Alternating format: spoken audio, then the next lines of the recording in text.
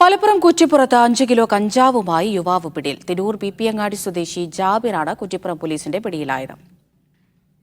ജംഷീർ കൊടിഞ്ഞെ വിവരങ്ങൾ നൽകാനായി ചേരുന്നുണ്ട്. ജംഷീർ, ഇത് വിൽക്കാനുള്ള ശ്രമമായിരുന്നോ? എവിടെ നിന്നാണ് പിടികൂടിയത്? വിവരങ്ങൾ.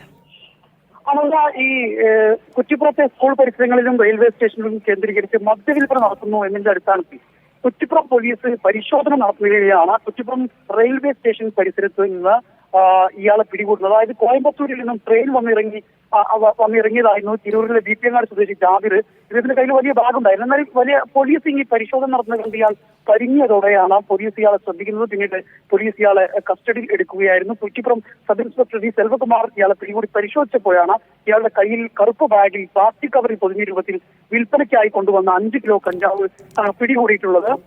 ഈ സ്കൂൾ റെയിൽവേ സ്റ്റേഷൻ പരിസരങ്ങളിലെല്ലാം തന്നെ ഇത്തരത്തിലുള്ള ലഹരി വിൽപ്പന നടത്തുന്ന സംഘങ്ങളെ പിടികൂടാനായി പ്രത്യേകമായി പരിശോധന നടത്തുമ്പോഴാണ് ഇയാൾ പോലീസിന്റെ വലയിലായിട്ടുള്ളത്. ഇയാളെ തിരൂർ കോടതിയിൽ ഹാജരാക്കി റിമാൻഡ് ചെയ്തിട്ടുണ്ട്. അമൃത.